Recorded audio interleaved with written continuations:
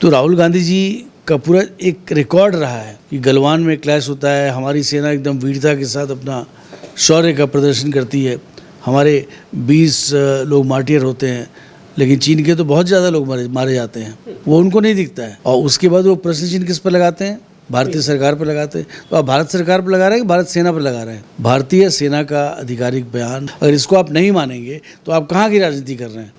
इस तरह के रिस्पॉन्सिबल स्टेटमेंट से उनका कद बढ़ता नहीं है, वो मजाक के पात्र बनते हैं। और इस बीच में झूठ का सहारा लेके कि लद्दाख में क्या हो रहा है, उन्हें कैसे पता ये बात बताइए? इसका मतलब वो चीन के साथ मिले हुए हैं क्या? हकीकत ये है कि कांग्रेस की सत्ता के दरमियान 38,000 किलोमीटर की जमीन लद्दाख पर चीन को दे दी गई थी, चीन के कब्जे में है। RGF जो राजीव गांधी फाउंडेशन है, इन लोगों ने क्यों डोनेशन लिया था चाइनीज एम्बेसी से? आप मोदी जी को गाली दे क्या मोदी जी को हरा सकते हैं? यही आप करते आए, गुजरात में भी नहीं हरा पाए और यहाँ भी नहीं हरा पाए, 2019 में, 2024 में भी नहीं हरा पाएंगे और 2029 भी चला जाएगा इस तरह की राजनीति करेंगे तो। देखिए, मोदी जी की अगर आप खिलाफत करना चाहते हैं तो क्या आप पागल हो जाएंगे? आपको पता है मोदी जी को आप नहीं हटा पाएंगे, आपके पास कोई मैकेनिज्म नहीं है। नमस्कार, मैं केशव मालान। लद्दाख दौरे पर पहुंचे राहुल गांधी ने एक बार फिर चीन की भाषा बोलते हुए मोदी सरकार पर गंभीर आरोप लगाए हैं। उन्होंने कहा है कि चीन ने जो जमीन कब्जाई है उस पर प्रधानमंत्री झूठ बोल रहे हैं। आज इसी खास मुद्दे पर बातचीत करने के लिए हमारे साथ मौजूद हैं भाजपा प्रवक्ता सुदेश वर्मा जी। सर, बहुत बहुत स्वागत है आपका खबर इंडिया पर। राहुल गांधी ने एक बार फिर लद्दाख दौरे पर जाकर के कहा है कि प्रधानमंत्री झूठ बोल रहे हैं और चीन ने हमारी जमीन कब्जाई है। ये बहुत ही इरिस्पॉन्सिबल स्टेटमेंट है। प्रधानमंत्री के बारे में ऐसे शब्दों का उपयोग करना कि वो झूठ बोल रहे हैं। कोई भी व्यक्ति इस देश में इस तरह की बात नहीं करेगा। प्रधानमंत्री जी बहुत पॉपुलर नेता हैं, बहुत बड़े पॉपुलेशन को रिप्रेजेंट करते हैं, दूसरी बार बड़े मैंडेट से प्रधानमंत्री बने हैं और तीसरी बार भी बनेंगे। ऐसे व्यक्ति के लिए जो प्रामाणिक है, जो फैक्ट बेस्ड बात करते हैं, वो बोलते हैं कि भारत को 3 ट्रिलियन इकॉनमी बनाएंगे तो बनती है भारत को तीसरी बड़ी इकॉनमी बनाएंगे बोलते हैं तो बनेगी, 5वीं बड़ी इकॉनमी बन चुकी है। और इस बीच में झूठ का सहारा लेके कि लद्दाख में क्या हो रहा है, उन्हें कैसे पता ये बात बताइए? इसका मतलब वो चीन के साथ मिले हुए हैं क्या? ये भी तो उनसे पूछा जा सकता है। हकीकत ये है कि कांग्रेस की सत्ता के दरमियान 38,000 किलोमीटर की ज़मीन लद्दाख पर चीन को दे दी गई थी, चीन के कब्जे में है। तो इसका भूत ज़रूर राहुल गांधी जी को सताता होगा कि किस तरह से इसको बीजेपी के मत्थे मर दें, मोदी जी के मत्थे मर दें, क्योंकि सरकार ने आधिकारिक तौर पर बयान दिया है कि ऐसा कुछ भी बात नहीं है। गृह मंत्री अमित शाह जी ने उन्होंने भी बताया कि 1 इंच ज़मीन भी जब तक मोदी जी प्रधानमंत्री हैं कोई कब्जा कर ले, ऐसा हो नहीं सकता।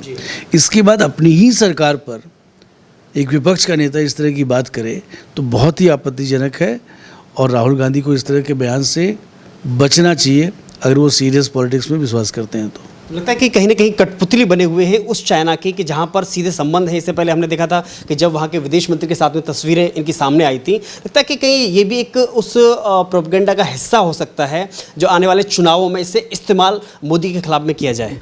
ये बताइए, सत्ता में रहते हुए RGF जो राजीव गांधी फाउंडेशन है, जिसके जो सर्वा हैं ये कांग्रेस के सोनिया गांधी जी हैं, राहुल गांधी, ये सब लोग हैं, इन लोगों ने क्यों डोनेशन लिया था चाइनीज़ एम्बेसी से? इन्होंने जाकिर नायक से क्यों डोनेशन लिया था ये बताइए, जो एक फ्यूजिटिव है? तो जो भी एंटी इंडिया इंटरेस्ट है उसको प्रमोट करने का प्रयास तो नहीं कर रहे हैं ये तो RGF का भी पूरा इन्वेस्टिगेटर होना चाहिए, पूरा पता लगना चाहिए इसने क्या लेके क्या दिया।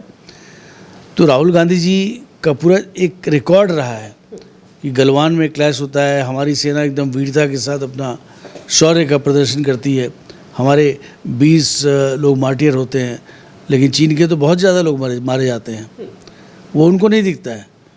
बहादुरी से लड़ाई होती है और उसके बाद वो प्रश्न चिन्ह किस पर लगाते हैं? भारतीय सरकार पर लगाते हैं। तो आप भारत सरकार पर लगा रहे हैं कि भारत सेना पर लगा रहे हैं? भारतीय सेना का आधिकारिक बयान, भारत की सरकार का आधिकारिक बयान, अगर इसको आप नहीं मानेंगे तो आप कहाँ की राजनीति कर रहे हैं? आप भारत की राजनीति कर रहे हैं या किसी और प्रदेश की राजनीति करने का प्रयास कर रहे हैं? ये राहुल गांधी को लोगों को बताना चाहिए। इस तरह के रिस्पॉन्सिबल स्टेटमेंट से उनका कद बढ़ता नहीं है, वो मजाक के पात्र बनते हैं। हर लोग राहुल गांधी जी को आज एक मजाक का पात्र बना दिया है, तरह तरह की भाषा से उनको एड्रेस किया जाता है।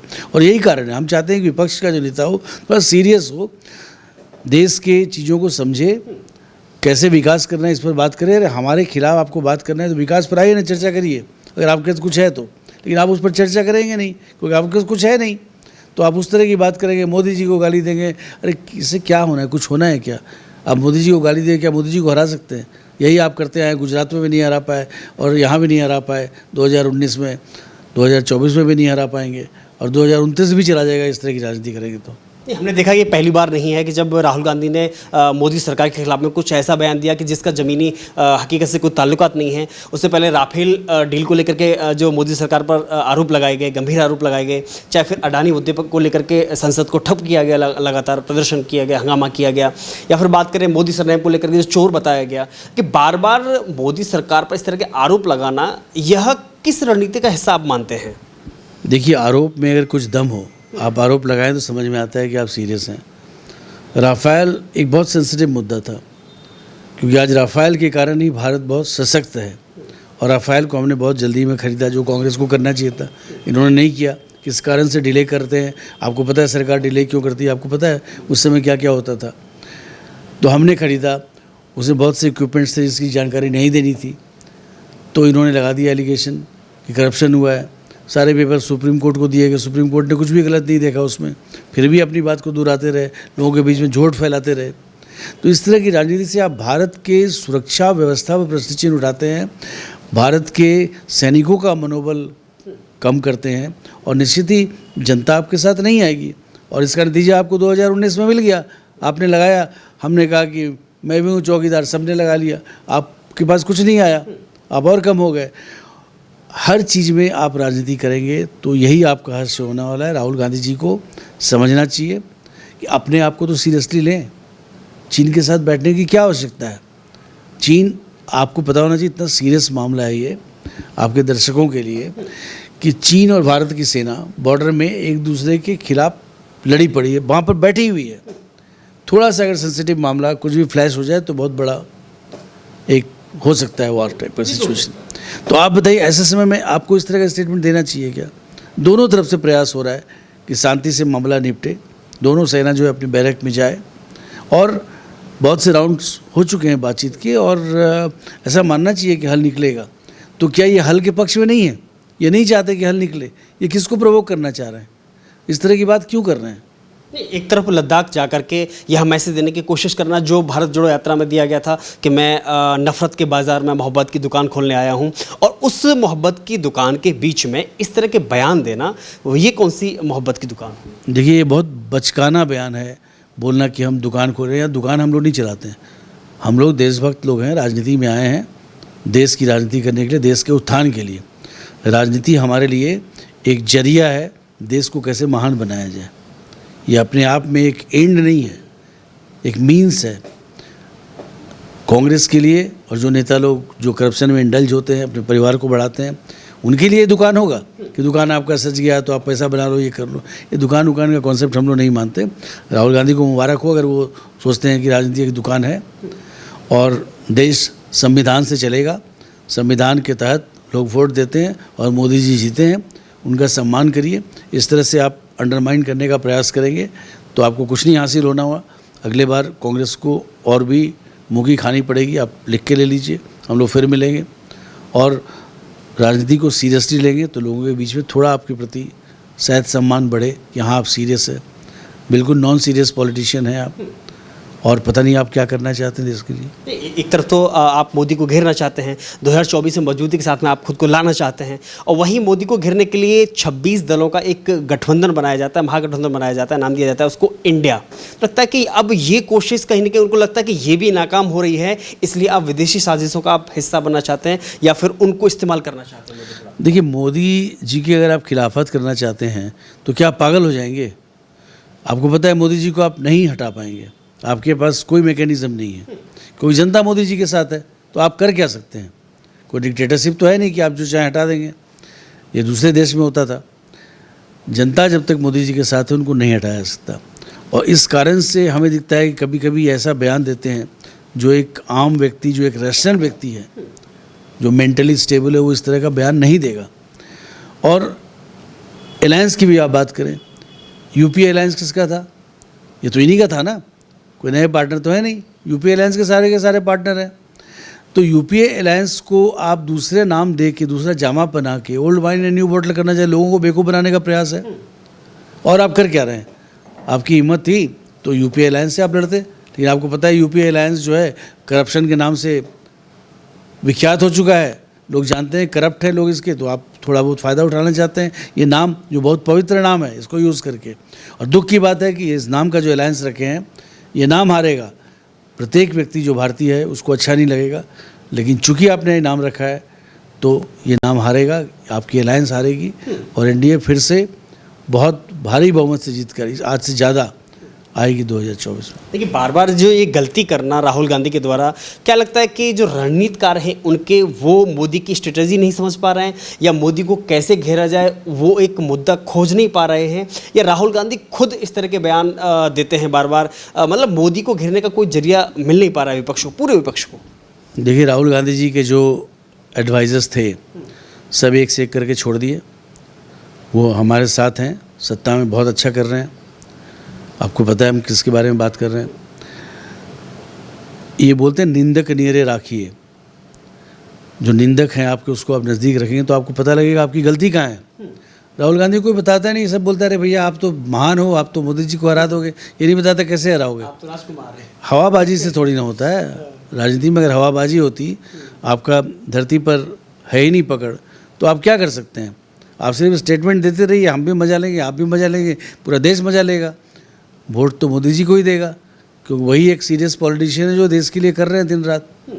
जो व्यक्ति किसके लिए करेगा? अपने किसी परिवार के लिए तो कर नहीं रहा है वो व्यक्ति सिर्फ देश के लिए कर रहा है, लोगों को दिख रहा है।